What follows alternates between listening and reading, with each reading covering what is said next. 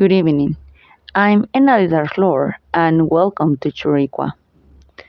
Tonight, in our 11th episode, we will listen to the first ghost story from the ancient world. This is a story that was documented by Plinius the Younger. This is the first ghost from Greece. So much time ago, the gods blessed us with good weather and peace. Nevertheless, there are people that due to their will aren't being blessed enough. In a house not so far away from here, the people who rented it didn't stay so much living there. It is said that a man in discomposition and bad appearance was howling chains.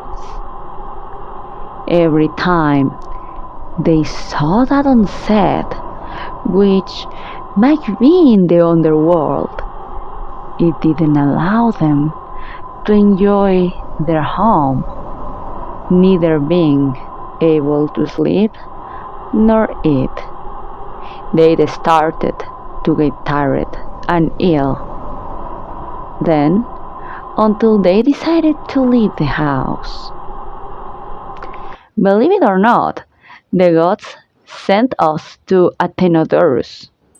Athenia gave her the welcoming to our city as a wisdom man and a scholar in philosophy, so that property and started asking,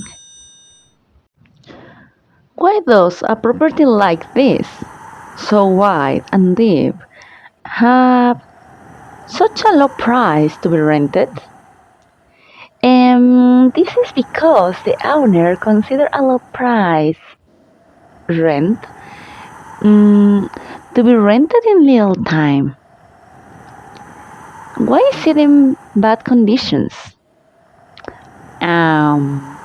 It was due to the owner having money issues and hasn't been able to fix it, and so he took that into account to decide to rent it at a low price.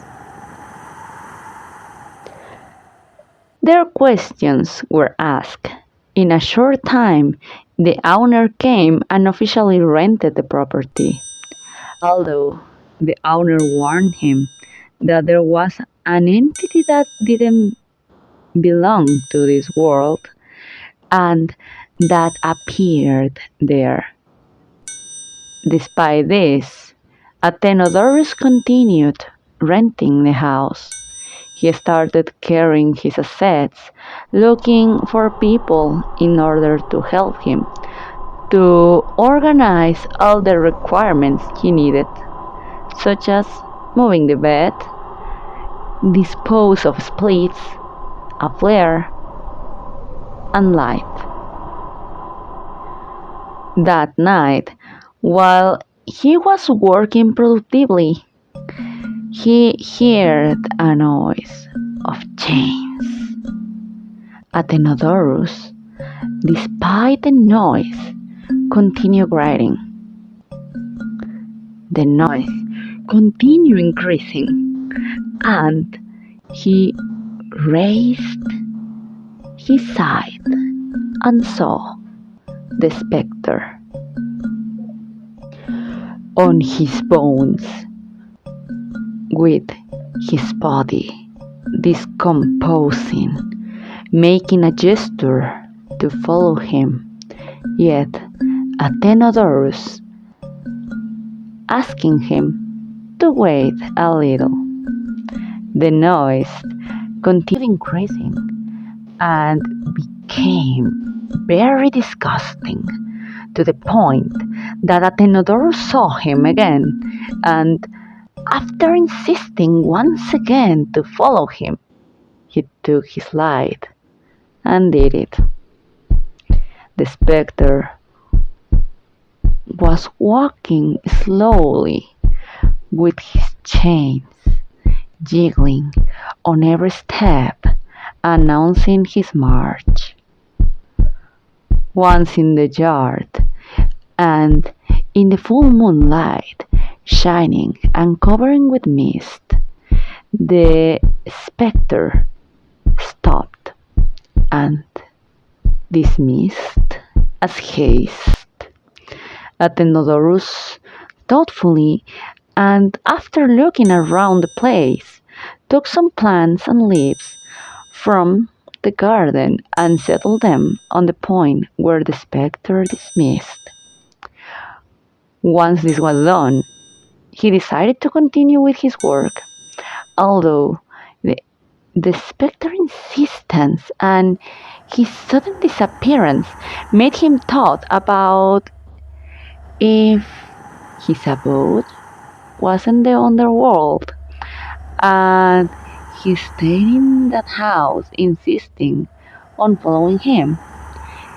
It should be something else that was causing this, something that maybe with the necessity and help of authorities can be solved.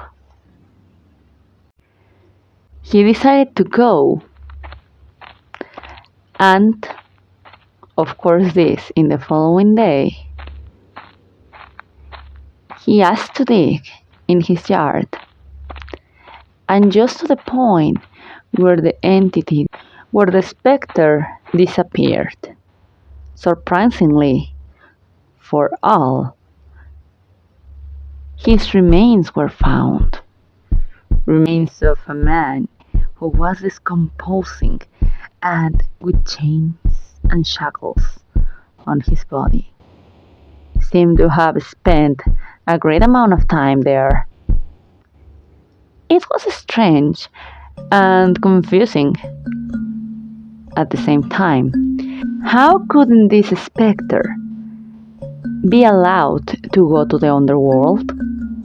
His improvised grave without the necessary ceremony made this poor man couldn't enjoy of the benefit of a voyage on the Styx. After the discovery, his identity was investigated and proceeded to make the funerary ceremony required, and carried his remains to a more appropriate ending. Since then, neither Athenodorus nor any other tenant from that house heard or saw change from that spectre again. He was able to go to the land where he belongs, the underworld.